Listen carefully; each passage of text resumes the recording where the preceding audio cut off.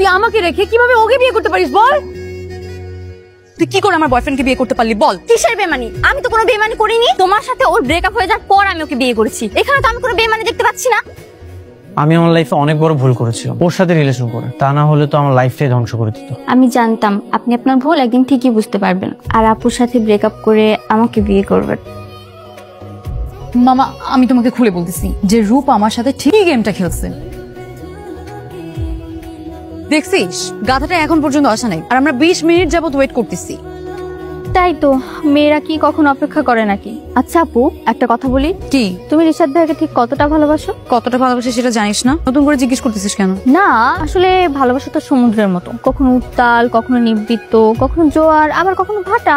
আমাদেরটাও same. সকালে জ্বর হলে বিকালে ভাটা পড়ে, আর বিকেলে যদি জ্বর হয় সকালে ভাটা পড়ে। বিয়ের পর সব ঠিক হয়ে যাবে। বিয়ে করবে তো? কেন করব না, অবশ্যই করব। শুন, আম্মুর সাথে কথা হয়েছে। মা কি বলছে জানিস? বড় মামার সাথে কালকে কথা বলবে আমাদের বিয়ের বিষয়ে। মানে যাকে সারা জীবনের জন্য সঙ্গী করতে যাচ্ছ তাকে একবার বাজিয়ে দেখবে না সেও তোমাকে তোমার মতো ভালোবাসে কিনা? আমি কখনো ওকে বাজাই দেখি নাই। এটাই তো বোকামি। আচ্ছা কি করা যায় বলতো? তুমি ওর সাথে ঝগড়া করো, চিল্লাপাল্লা করো, দেখো রেগে যায় কিনা। রেগে তো যাই। তাহলে এবার এমন রাগ করো যাতে রাগটা ব্রেকআপের পর্যায়ে চলে যায়, আর তারপর দেখো ও তোমাকে ব্রেকআপের পর ধরে রাখার চেষ্টা করে নাকি ছেড়ে চলে যায়। আর যদি ঝগড়ার পরও তোমার রাগ না ভাঙায় তাহলে আর কি, তুমি নিজে ভেবে নাও। তোর জন্য তোর পছন্দের ফুল এনেছি। কি রে তুই ফুলটা ফেলে দিলি কেন? কয়টা বাজে?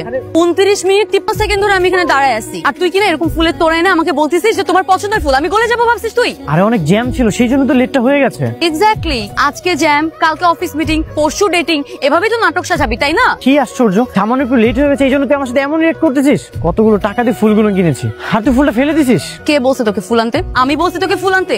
এই ফুলগুলো না এনে ওই টাকাটা দিয়ে যদি 1 কেজি আপেল আনতি তাহলে তো 3 জন বসে এখানে খেতে পারতাম তাই না? কিরকম একটা ছেলের সাথে সম্পর্কে জড়ালাম বলতো? না আছে ভালো চাকরি বাকরি, না আছে সুন্দর চেহারা। কে? আমার চেহারা খারাপ? একদম জঘন্য। তোর থেকে না হিরো আলমও মাচ বেটার। তোর চেহারা কি অনেক সুন্দর? তোর চেহারা না রানু মণ্ডলের মতো।